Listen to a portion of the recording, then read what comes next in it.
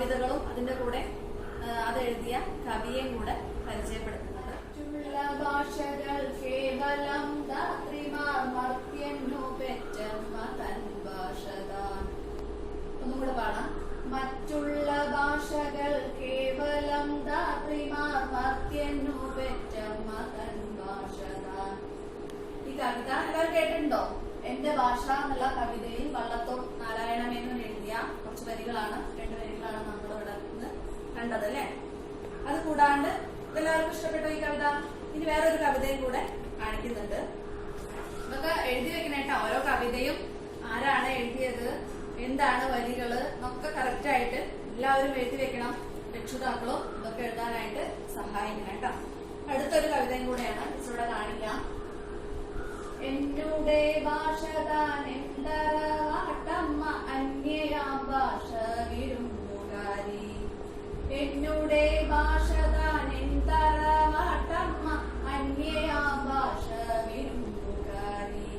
ഈ കവിത തറവാട്ടമ്മ എന്ന കവിതയില് വള്ളത്തോൾ എഴുതിയ കുറച്ച് വരികളാണ് ഇവിടെ കാണിച്ചത് അല്ലെ. ഇനി കവിതകളുണ്ട് കേട്ടോ. എല്ലാവർക്കും കവിതകൾ ഇഷ്ടമാണല്ലോ അല്ലെ. അത് മനസ്സിലാക്കിയാണ് ടീച്ചർ ഒരുപാട് കവിതകളൊക്കെ ഇവിടെ ഈ ക്ലാസ്സിൽ ഇവിടെ കാണിക്കുന്നത് കേട്ടോ. അടുത്ത കവിത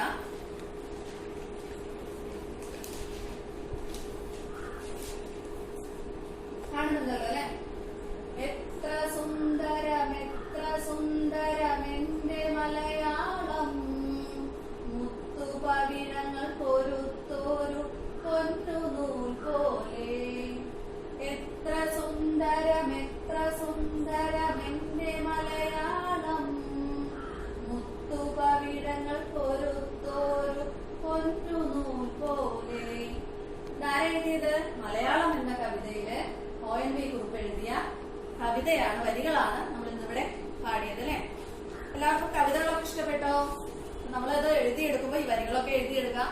അത് അതിന് താഴെയായിട്ട് ആരാണ് എഴുതിയത്, ഇപ്പൊ മലയാളം ആ കവിതയുടെ പേരിവിടെ കൊടുക്കുന്നുണ്ട്. അത് കൂടാതെ ആരാണ് എഴുതിയത്, ഏതാ ആ കവിയുടെ പേരും കൂടെ അവിടെ ചേർത്തിട്ട് വേണം എഴുതാനായിട്ട്. ടീച്ചറുടെ 2-3 കവിതകളൊക്കെ ചൊല്ലി തന്നു അല്ലെ. നിങ്ങൾ കാണും ചെയ്തു. അപ്പൊ നിങ്ങൾക്ക് ഈ കവിതകളൊക്കെ ആരെ കുറിച്ചാണ് പറയുന്നത് മനസ്സിലായോ? എന്താണ് ഈ കവിതയുടെ ഒരു ആശയം എന്ന് പറയാം, എന്താണ് നിങ്ങൾക്ക് മനസ്സിലായത്? ടീച്ചറോടൊന്ന് പറയാൻ പറ്റുമോ? ഒന്ന് ആലോചിച്ചു. എന്തിനാ ഈ വരികളൊക്കെ ആരെ കുറിച്ചാണ് പറയുന്നതെന്ന് നമുക്ക് പറയാൻ പറ്റുമോ? ഒന്ന് ആലോചിച്ച് നോക്കിയോ.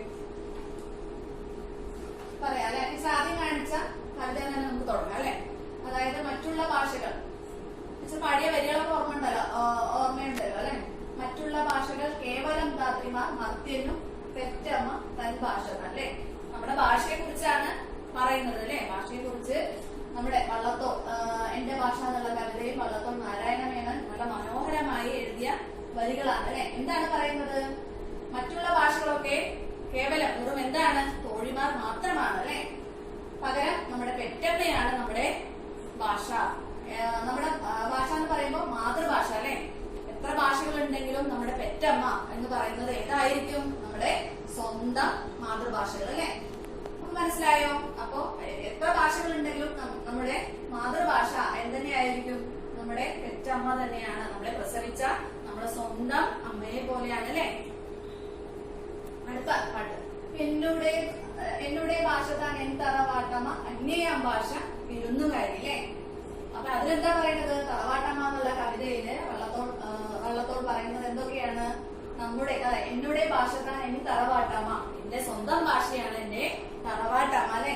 മറ്റുള്ള ഭാഷകളൊക്കെ നമുക്ക് കുറെ ഭാഷകളുണ്ട് അല്ലെ. അതൊക്കെ എന്താണ്? അതൊക്കെ വിരുന്നുകാരികൾ മാത്രമാണ്. അപ്പോ എന്നും എന്റെ പ്രിയപ്പെട്ടത് ആരാണ്? എന്റെ പ്രിയപ്പെട്ട മാതൃഭാഷ തന്നെയാണ് അല്ലെ. അടുത്തൊരു കവിത കൂടെ കേട്ടല്ലോ. എന്താണ്? എത്ര സുന്ദരം എത്ര സുന്ദരം എന്റെ മലയാളം, മുത്തുപവിഴങ്ങൾ പൊരുത്തോരു പൊന്നുനൂൽ പോലെ അല്ലെ. അതും നമ്മുടെ മാതൃഭാഷ മലയാളത്തെ കുറിച്ച് പുകഴ്ത്തി പറയുന്ന, അതായത് വർണ്ണിച്ചുകൊണ്ടുള്ള വരികളാണ് അല്ലെ. എത്ര സുന്ദരമാണ്, മതി വരാതെ പറയുന്ന രീതിയിൽ എത്ര സുന്ദരമാണ്, എത്ര സുന്ദരമാണ് എന്റെ മലയാളം അല്ലെ. മുത്തുപവിഴങ്ങൾ, മുത്തുപോലുള്ള അക്ഷരങ്ങളും പവിഴങ്ങളും പൊരുത്തൊരു പൊന്ന്, പൊന്നിന്റെ നൂല് പോലെയാണ് എന്താണെന്നാണ് പറയുന്നത്? നമ്മുടെ മലയാളം. ആരാണ് എഴുതിയത്? മലയാളം എന്നുള്ള കവിതയില് ONV കുറുപ്പ് എഴുതിയ വരികളാണ് നമ്മുടെ മാതൃഭാഷയെ കുറിച്ച് പറയുന്ന വരികളാണ്. അപ്പൊ നമ്മുടെ കവികൾ മാത്രമല്ല നമ്മുടെ മലയാളം എന്ന് പറയുമ്പോൾ ഒരുപാട് വർണ്ണിച്ചാലും നമുക്ക് മതിവരാത്ത ഒരു ഇതാണ് അല്ലെ. നമ്മുടെ അമ്മയെ പോലെയാണ് നമ്മുടെ മലയാളം അല്ലെ. എത്ര വർണ്ണിച്ചാലും എത്ര പറഞ്ഞാലും മതിവരാത്ത ഒരു ഭാഷയാണ് നമ്മുടെ സ്വന്തം മാതൃഭാഷ. അപ്പോ ഈ കവികൾ എങ്ങനെയൊക്കെയാണ് വർണ്ണിച്ചതെന്നൊക്കെ നമ്മൾ കണ്ടുവല്ലോ അല്ലെ. അപ്പൊ കവികൾ മാത്രമല്ല നമ്മുടെ പല പ്രശസ്തരായ വ്യക്തികളും നമ്മുടെ മാതൃഭാഷയെ കുറിച്ച് പറഞ്ഞിട്ടുണ്ട് കേട്ടോ. അങ്ങനെ നോക്കാം. ECG സുദർശനൻ കേട്ടിട്ടുണ്ടോ? എല്ലാവരും കേട്ടിട്ടുണ്ടോ? ആരെങ്കിലും ഇല്ല അല്ലെ. ടീച്ചർ പറയട്ടെ എന്നാ. അതായത് നോബൽ സമ്മാനത്തിന് അർഹനായി പരിഗണിക്കപ്പെട്ട മലയാളി ശാസ്ത്രജ്ഞനാണ് ആര്? ECG സുദർശനൻ. അദ്ദേഹം പറയുന്നത് ഇങ്ങനെയാണ് കേട്ടോ. എന്റെ ക്ലാസ്സിലെ മലയാളം അധ്യാപകൻ കാണിച്ചു തന്ന വെളിച്ചമാണ് പിൽക്കാലത്ത് ശാസ്ത്ര വഴികളിൽ എനിക്ക് തുണയായത് അല്ലെ. അദ്ദേഹവും എന്താ പറഞ്ഞിരിക്കുന്നത്? അദ്ദേഹത്തിന്റെ പ്രൈമറി ക്ലാസ്സിലെ അധ്യാപകൻ പറഞ്ഞു തന്ന ആ ഒരു വെളിച്ചമാണ് അല്ലെ. മലയാളം അധ്യാപകൻ എന്നൊക്കെ പറയുമ്പോൾ ആ അധ്യാപകൻ പറഞ്ഞു തന്ന വെളിച്ചമാണ് പിന്നീട് ആ ഒരു ശാസ്ത്ര വഴികളിലേക്ക് അദ്ദേഹത്തെ നയിച്ചതെന്ന് അദ്ദേഹവും പറഞ്ഞിട്ടുണ്ട് അല്ലെ. അപ്പൊ നമ്മളും ഇതുപോലെ വലിയ പ്രശസ്തരൊക്കെ ആയിക്കഴിഞ്ഞാൽ നമുക്കും ഇതുപോലെയൊക്കെ പറയാനുണ്ടാവും അല്ലെ. അപ്പൊ അതിനായിട്ട് നമ്മളൊക്കെ ശ്രമിക്കണം എന്നാണ് ടീച്ചർ പറയുന്നത് കേട്ടോ. അപ്പൊ നമ്മുടെ മാതൃഭാഷയെ കുറിച്ചുള്ള വരികളൊക്കെ എല്ലാവരും എഴുതിയിട്ടുണ്ടല്ലോ അല്ലെ. അത് കൂടാണ്ട് പ്രശസ്തരായ വ്യക്തികളും നമ്മുടെ മാതൃഭാഷയെ കുറിച്ച് ഒരുപാട് പറഞ്ഞിട്ടുണ്ട്. ഇനി നമുക്ക് കുറച്ച് കവികളൊക്കെ നമ്മൾ പരിചയപ്പെട്ടു അല്ലെ. അത് കൂടാണ്ട് ടീച്ചർ ഒരു ചിത്രം കാണിക്കാം അല്ലെ. ചിത്രം കാണിച്ച് നിങ്ങൾ ഏത് കവിയാണ് ആരാണ് നിങ്ങൾ കണ്ടെത്തണം കേട്ടാ. അപ്പൊ ടീച്ചർ ഇവിടെ കാണിക്കാൻ പോവാണ്. കാണുന്നുണ്ടല്ലോ അല്ലെ. എല്ലാവർക്കും കാണുന്നുണ്ടോ? കാണുന്നുണ്ട് അല്ലെ. അപ്പൊ ആരാണെന്ന് മനസ്സിലായോ? മനസ്സിലായവരൊന്ന് കൈ പൊക്കിക്കാൻ നോക്കട്ടെ. കുറച്ചു പേര് പറയുന്നുണ്ട് അല്ലെ. നോക്കാം. പേര് പറയും നോക്കട്ടെ. ആർക്കൊക്കെയാണ് മനസ്സിലായവരൊന്ന് പേര് പറയൂ. ആരോ പറയുന്നുണ്ട് അല്ലെ. കുഞ്ഞുണ്ണി മാഷ്. എല്ലാവർക്കും മനസ്സിലായില്ലേ? ഇവിടെ കുഞ്ഞുണ്ണി മാഷാണ് ഈ ഒരു കവി. കുഞ്ഞുണ്ണി മാഷിനെ കുറിച്ച് നിങ്ങൾക്ക് അറിയോ? ചെറിയ ക്ലാസ്സിലൊക്കെ നിങ്ങൾ പഠിച്ചിട്ടുണ്ടാവും അല്ലെ കവിതകളൊക്കെ. അപ്പൊ നിങ്ങൾ 4-ന്ന് 5-ാം ക്ലാസ്സിലെത്തി അല്ലെ. വലിയ കുട്ടികളായി നമ്മൾ ചെറിയ ക്ലാസ്സിലൊക്കെ കുഞ്ഞുണ്ണി മാഷിന്റെ കവിതകളൊക്കെ കേട്ടിട്ടുണ്ടാവും അല്ലെ. കേട്ടിട്ടില്ലേ? നിങ്ങൾ പഠിച്ച ഏതെങ്കിലും കവിതകൾ നിങ്ങൾക്ക് ഓർമ്മയുണ്ടോ? പാടാൻ പറ്റുമോ? ഇല്ല അല്ലെ. ടീച്ചർ നിങ്ങളെ ഒന്ന് സഹായിക്കാം. ടീച്ചർ കുഞ്ഞുണ്ണി മാഷിന്റെ കുറച്ച് കവിതകളൊന്നും ഇവിടെ പരിചയപ്പെടും. അപ്പൊ നമ്മുടെ ഒരു കുഞ്ഞുണ്ണി മാഷ് എഴുതിയ ഒരു കവിതയും കൂടെയാണ്. കാണുന്നുണ്ടല്ലോ അല്ലെ എല്ലാവർക്കും? ഇത് നമ്മൾ പഠിച്ചിട്ടുണ്ടാവും അല്ലെ. ചെറിയ ക്ലാസ്സിലൊക്കെ പഠിച്ചിട്ടുണ്ടാവും. നമുക്ക് ഇഷ്ടമുള്ള ഒരു സാധനത്തെ കുറിച്ചാണ് അല്ലെ. എന്താണ്? മിഠായിയെ കുറിച്ച്. എല്ലാവർക്കും മിഠായി ഇഷ്ടമല്ലേ? ഇഷ്ടമാണ് അല്ലെ. ടീച്ചർക്കും അതുപോലെ ഇഷ്ടമാണ്. അപ്പൊ അതിനെ കുറിച്ചാണ് നമ്മുടെ കുഞ്ഞുണ്ണി മാഷ് എഴുതിയ വരികളാണ് ഇത് അല്ലെ. ടീച്ചറെ കൂടെ പാടോ? ടീച്ചർ ഒന്ന് പാടട്ടെ. കൂടെ പാടണം. നിങ്ങൾ എന്താണ് കൂടെ എഴുതും കൂടെ വേണം കേട്ടാ. നിങ്ങളുടെ നോട്ടില് ഈ ഒരു മലയാളം കവിതകളും കുഞ്ഞുണ്ണി മാഷിനെ കുറിച്ച് നിറയെ എഴുതണം. ടീച്ചർ പാടട്ടെ. ആയിടായി മിഠായി തിന്നുമ്പോഴെന്തിഷ്ടായി തിന്നുകഴിഞ്ഞു കഷ്ടായി. ഒന്നും കൂടെ പാടണോ? പാടട്ടെ. ശരി, ഒന്നുകൂടെ ടീച്ചറെ കൂടെ പാടണം കേട്ടോ. എല്ലാരും പാടില്ലേ? ആയിടായി മിഠായി തിന്നുമ്പോഴെന്തിഷ്ടായി തിന്നുകഴിഞ്ഞു കഷ്ടായി. നമ്മൾ പഠിച്ചൊരു പാട്ടാണ് അല്ലെ. എന്തിനെ കുറിച്ചാണ് പറയുന്നത്? മിഠായിനെ കുറിച്ച് അല്ലെ. നമ്മുടെ പ്രിയപ്പെട്ട മിഠായിയെ കുറിച്ചാണ് ഇതിൽ പറയുന്നത്. ആരാണ് എഴുതിയത്? അതെ, കുഞ്ഞുണ്ണി മാഷ് അല്ലെ. കുഞ്ഞുണ്ണി മാഷ് എഴുതിയ കവിതയാണ് ഇത് അല്ലെ. എന്താണ് ഇതിൽ പറയുന്നത്? ഈ വരികളിലൊക്കെ എന്താണ് മനസ്സിലായത് അല്ലെ? ആയിട്ടായി മിഠായി. മിഠായി എന്താണ്? നല്ല മധുരമൂറുന്നതാണ് അല്ലെ. തിന്നുമ്പോൾ എന്താണ്? ഇഷ്ടമാണ്. നല്ല ഇഷ്ടത്തോടെ കഴിക്കും. അത് കഴിഞ്ഞു കഴിഞ്ഞാൽ എന്താവും? വിഷമാവും അല്ലെ. വിഷമാവും. അപ്പൊ നമുക്കത് കഴിഞ്ഞല്ലോ അയ്യോ എന്നുള്ളൊരു ഭാവമായിരിക്കും നമ്മുടെ മനസ്സിലല്ലേ. ഒന്നും കൂടെ കിട്ടിയാൽ നമുക്ക് നന്നായിരുന്നു ഒരു തോന്നലൊക്കെ വരും അല്ലെ. മിഠായിയൊക്കെ കുട്ടികൾ എത്ര കിട്ടിയാലും കഴിക്കും അല്ലെ. അതൊക്കെ ഒരുപാട് കഴിക്കുന്നത് കൊണ്ട് നല്ലതാണോ? അല്ല അല്ലെ. അപ്പൊ ഒരളവ് കഴിഞ്ഞാൽ നമുക്കതൊക്കെ ആരോഗ്യത്തിന് നല്ലതല്ല അല്ലെ. അപ്പൊ നമ്മൾ കുഞ്ഞുണ്ണി മാഷിന്റെ ഒരു കവിത കേട്ടു. ഇനി എല്ലാവർക്കും ഇഷ്ടപ്പെട്ടോ ഈ കവിത? ഇനി അടുത്ത കവിതയാണ്. കാണുന്നുണ്ടല്ലോ അല്ലെ. ഒരു തുള്ളി അമ്മിഞ്ഞ പാലിൻ പരപ്പാണി ആകാശം. ഒന്നുകൂടെ പറയട്ടെ. ഒരു തുള്ളി അമ്മിഞ്ഞ പാലിൻ പരപ്പാണി ആകാശം. അതാണ് ഒരു കവിത. അത് കൂടാണ്ട് വേറെ ഒരെണ്ണം കാണുന്നുണ്ടല്ലോ അല്ലെ. ഒരു ചെറിയ മരം അതിലൊരു വലിയ വനം അതാണ് എന്റെ മനം. ഒന്നുകൂടെ പാടാം. ഒരു ചെറിയ മരം അതിലൊരു വലിയ വനം അതാണ് എന്റെ മനം. മനസ്സിലായോ? അതായത് കുഞ്ഞുണ്ണി മാഷിന്റെ കവിതകളിലെ കുറച്ച് വരികളാണ് നമ്മൾ ഇവിടെ കാണിച്ചത് അല്ലെ. എന്താണ് മനസ്സിലായത്? ആദ്യത്തെ വരിയിൽ എന്താണ് മനസ്സിലായത്? ഒരു തുള്ളി അമ്മിഞ്ഞ പാലിൻ പരപ്പാണി ആകാശം. നമ്മുടെ ഇന്ന് കാണുന്ന ഈ ചുറ്റുപാടെല്ലാം നമ്മുടെ മാതൃഭാഷ മലയാള ഭാഷയെ കുറിച്ച് പറഞ്ഞുള്ള ഒരുപാട് കാര്യങ്ങളാണ് അല്ലെ. അതിന്നാണ് നമ്മുടെ ഈ മൊത്തത്തിലായിട്ട് വരുന്നതാണ് നമ്മുടെ ഈ ഒരു പരിസ്ഥിതി അല്ലെങ്കിൽ ചുറ്റുപാട്. അതാണ് അവിടെ സൂചിപ്പിക്കുന്നത്. അതായത് അടുത്തത് ഒരു ചെറിയ മരം അതിലൊരു വലിയ വനം അതാണ് എന്റെ മനം. അതായത് ചെറിയ മരം അതിലെന്തുണ്ട്? വലിയ വനമുണ്ട് അല്ലെ. അതാണ് എന്റെ മനസ്സ്.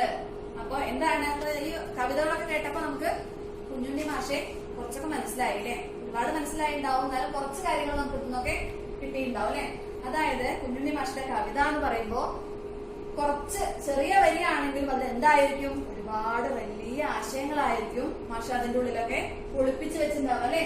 അതിനൊക്കെയുള്ള ഉദാഹരണങ്ങളാണ് ടീച്ചർ ഇവിടെ കാണിച്ചു തന്ന കുറെ കവിതകൾ അല്ലെ. അപ്പൊ കുഞ്ഞുണ്ണി മാഷെ നമുക്ക് കുറച്ച് കാര്യങ്ങൾ മനസ്സിലായി. കൂടുതൽ അറിയണ്ടേ? അറിയണം അല്ലെ.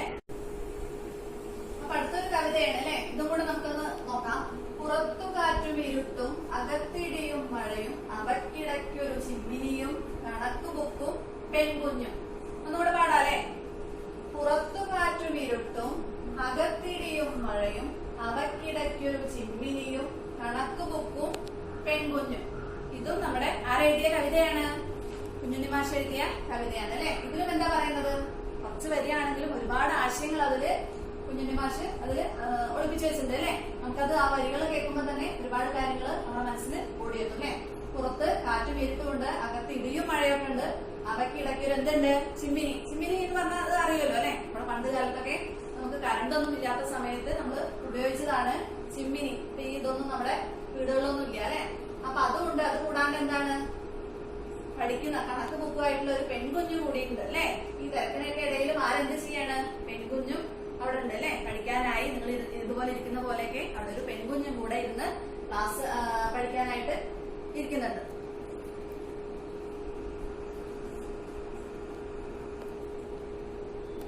ഇനി ഇപ്പൊ നമ്മുടെ ഈ ഒരു കവിതകളൊക്കെ കേട്ടല്ലോ അല്ലെ. അപ്പൊ മൊത്തത്തില് നമ്മൾ പറയുന്നു നമ്മുടെ ഈ കുഞ്ഞുണ്ണി മാഷിന്റെ കവിതകളൊക്കെ കേൾക്കുമ്പോ നമുക്ക് എന്തൊക്കെ മനസ്സിലായി?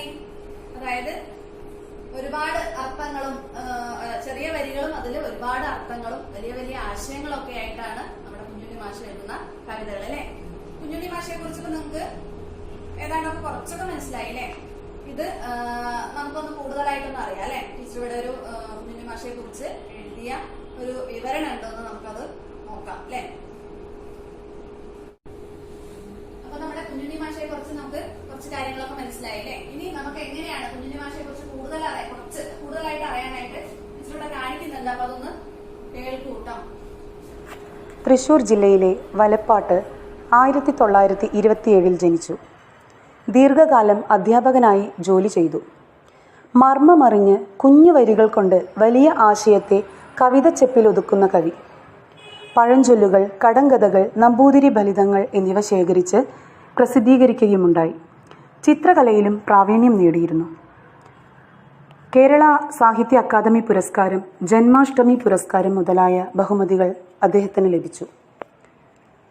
അദ്ദേഹത്തിൻ്റെ പ്രധാന കൃതികൾ കുഞ്ഞുണ്ണി കവിതകൾ, വിത്തും കൈക്കോട്ടും, അക്ഷരത്തെറ്റ്, 15-15, നാടൻ കുട്ടിക്കവിതകൾ, കുറ്റിപ്പെൻസിൽ. 2006 അദ്ദേഹം മരണപ്പെട്ടു. അപ്പൊ നമുക്ക് നമ്മുടെ കേരള പാഠാവലിയിലെ പഠിക്കാനായിട്ടുള്ള ആദ്യത്തെ പാഠമാണ് തേനൂറും മലയാളം അല്ലെ. ആരെ എഴുതിയിട്ടുണ്ടാവും ഈ കവിത? നമ്മുടെ പ്രിയപ്പെട്ട കുഞ്ഞുണ്ണി മാഷ് എഴുതിയ കവിതയാണിത് അല്ലെ. ആ വരികളൊന്നും നമുക്ക് പാടാം അല്ലെ. ടീച്ചർ പാടാക്കൂടെ പാടും. പാടണം. 56 അക്ഷരമല്ല 51 അക്ഷരവുമല്ല എന്റെ മലയാളം. മലയാളം എന്ന 4 അക്ഷരമല്ല, അമ്മ എന്ന ഒരൊറ്റ അക്ഷരമാണ്, മണ്ണ് എന്ന ഒരൊറ്റ അക്ഷരമാണ് എന്റെ മലയാളം. ടീച്ചർ ഒന്നും കൂടെ പാടട്ടെ. 56 അക്ഷരമല്ല 51 അക്ഷരവുമല്ല എന്റെ മലയാളം. മലയാളം എന്ന 4 അക്ഷരമല്ല, അമ്മ എന്ന ഒരൊറ്റ അക്ഷരമാണ്, മണ്ണ് എന്ന ഒരൊറ്റ അക്ഷരമാണ് എന്റെ മലയാളം. എന്താ മനസ്സിലായോ? നമ്മുടെ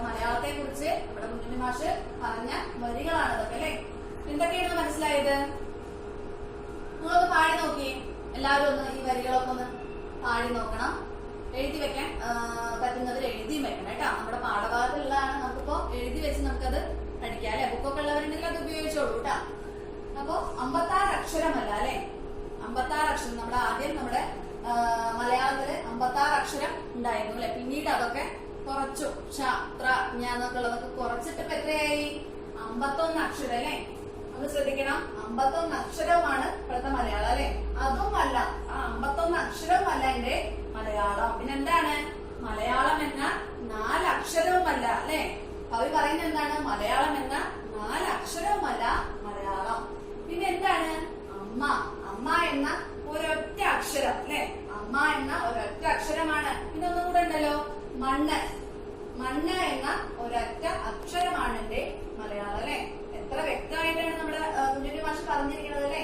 56 അക്ഷരമല്ല, 51 അക്ഷരവുമല്ല. പിന്നെന്താണ്? മലയാളം എന്ന 4 അക്ഷരവുമല്ല അല്ലെ. അമ്മ എന്ന ഒരൊറ്റ അക്ഷരം അല്ലെ. ഒറ്റ വാക്കേയുള്ളൂ. അമ്മ എന്ന ഒരൊറ്റ അക്ഷരമാണ്. മണ്ണ് എന്ന ഒരൊറ്റ അക്ഷരമാണ് എന്റെ മലയാളം. നമ്മളോട് കവി എന്താണ് പറയുന്നത്? നമുക്കത് കേൾക്കുമ്പോഴേ കുറെ കാര്യങ്ങൾ പറയാൻ പറ്റും അല്ലെ. അപ്പൊ നമ്മള് ഈ വരികൾ എഴുതി വെക്കുക. നമുക്ക് ഇപ്പൊ എല്ലാവർക്കും ഈ ഒരു കവിതയുടെ ആശയം മനസ്സിലായോ? ടീച്ചർ പറഞ്ഞു, നിങ്ങൾക്ക് മനസ്സിലായില്ലേ? അപ്പൊ ടീച്ചർ ഇതുമായി ബന്ധപ്പെട്ട കുറച്ച് ചോദ്യങ്ങളൊക്കെ ചോദിച്ചാലോ? എല്ലാവരും എഴുതി വെച്ചില്ലേ? എഴുതി വെക്കാത്തവർ ആരെങ്കിലും ഉണ്ടോ? ഇല്ലല്ലോ അല്ലെ. അപ്പൊ ടീച്ചർ ഇതുമായി ബന്ധപ്പെട്ട കവി നമ്മളോട് പറയുന്ന കാര്യങ്ങൾ ടീച്ചർ ഒന്ന് ചോദിക്കട്ടെ. എല്ലാവരും പറയില്ലേ? മലയാളം എന്തല്ല എന്നാണ് കവി നമ്മോട് പറയുന്നത്. കവി നമ്മളോട് എന്താ പറയുന്നത്? മലയാളം എന്തല്ല. ഒന്ന് ആലോചിച്ച് നോക്കിക്കേ എല്ലാവരും. എല്ലാവർക്കും പറയാൻ പറ്റും അല്ലെ. മലയാളം എന്നത് 4 അക്ഷരമല്ല. പിന്നെ എന്താണ് തന്റെ മലയാളം എന്ന് കവി സൂചിപ്പിക്കുന്നത്? എന്താണ് കവി നമ്മളോട് പറയുന്നത്? ആദ്യം എന്താ പറഞ്ഞത്? 56 അക്ഷരമല്ല, 51 അക്ഷരമല്ല, മലയാളം എന്ന 4 അക്ഷരവുമല്ല, അമ്മ, നമ്മുടെ അമ്മ എന്ന ഒരൊറ്റ അക്ഷരമാണ്, മണ്ണ് എന്ന ഒരൊറ്റ അക്ഷരവുമാണ് നമ്മുടെ മലയാളം എന്നാണ് കവി നമ്മോട് പറയുന്നത് അല്ലെ. അമ്മ, അമ്മയെ കുറിച്ച് എന്തൊക്കെയാ പറയാനുള്ളത് അല്ലെ? ഒന്ന് പറയൂ എല്ലാവരും. അമ്മ നമ്മുടെ ഏറ്റവും പ്രിയപ്പെട്ട, നമുക്ക് ജന്മം നൽകിയ ആളാണ് ആര്? അമ്മ അല്ലെ. അമ്മയെ കുറിച്ച് എത്ര വർണ്ണിച്ചാലും നമുക്ക് മതിയാവില്ല അല്ലെ. എത്ര നമുക്ക് ഈ ഭൂമിയിൽ നിൽക്കാൻ തന്നെ അവസരം തന്ന ആരാണ്? നമ്മുടെ അമ്മയാണ് അല്ലെ. അമ്മയെ കുറിച്ച് എത്ര വർണ്ണിച്ചാലും എത്ര പറഞ്ഞാലും നമുക്ക് മതി വരില്ല അല്ലെ. നിങ്ങൾക്കും അങ്ങനെയല്ലേ? ടീച്ചർക്കും അതുപോലെ തന്നെയാണ്. പിന്നെന്താണ്? അമ്മ കഴിഞ്ഞ പിന്നെന്താണ് ഇവിടെ പറയുന്നത്? മണ്ണ്. മണ്ണ് എങ്ങനെയാണ്? മണ്ണും ഇതുപോലെ നമുക്ക് ജീവിക്കാനും നമുക്ക് വീടും നമ്മുടെ കൃഷിയും മറ്റുള്ള എല്ലാ കാര്യങ്ങളും ചെയ്യുന്നത് എന്തിലാണ്? എന്തുണ്ടെങ്കിലേ നമുക്ക് അതൊക്കെ സാധിക്കുള്ളൂ. നമ്മുടെ മണ്ണുണ്ടെങ്കിലാണ് നമുക്ക് അതൊക്കെ നേടാനായിട്ട് സാധിക്കുള്ളൂ അല്ലെ. അപ്പൊ അതൊക്കെയാണ് നമ്മുടെ കവി നമ്മോട് പറയുന്നത് അല്ലെ. മനസ്സിലായ എല്ലാവർക്കും? പിന്നെ അമ്മയും മണ്ണും നമുക്ക് എന്തെല്ലാമാണ്? ഇവ തമ്മിൽ വല്ല സാമ്യവുമുണ്ടോ? ഇപ്പോ കവി പറയുന്നത് മലയാളം എന്താണ്? മലയാളം ഇതൊന്നുമല്ല കവി പറയുന്നത്. പക്ഷെ എന്താണ്? അമ്മ എന്ന ഒരൊറ്റ അക്ഷരമാണ്, മണ്ണ് എന്ന ഒരൊറ്റ അക്ഷരമാണ് അല്ലെ. ഇപ്പൊ ടീച്ചർ ഒരു കാര്യം ചോദിക്കട്ടെ നിങ്ങൾക്ക്. ഇപ്പൊ ടീച്ചർ തന്ന ഒരു ഇതിലൊരു ചെറിയൊരു വർക്ക്ഷീറ്റ് പോലെ തരാം. നിങ്ങളൊന്ന് ശ്രദ്ധിക്കണം കേട്ടോ. വർക്ക്ഷീറ്റ് ഇതാണ്, ഒന്ന് കണ്ടു നോക്കുക കേട്ടോ. അപ്പൊ ടീച്ചർ പറഞ്ഞല്ലോ അല്ലെ, അമ്മയും മണ്ണും നമുക്ക് എന്തെല്ലാമാണ്? ഇവ തമ്മിൽ വല്ല സാമ്യവും ഉണ്ടോ അല്ലെ. ടീച്ചറിവിടെ കാണിക്കുന്നുണ്ട്, കാണുന്നുണ്ടോ? അമ്മ അല്ലെ, അമ്മ, മണ്ണ്. എങ്ങനെയൊക്കെയാണ് അമ്മ നമുക്ക് നമ്മളെ സ്വാധീനിക്കുന്നത് അല്ലെ. അമ്മ നമുക്ക് എന്തെല്ലാമാണ്?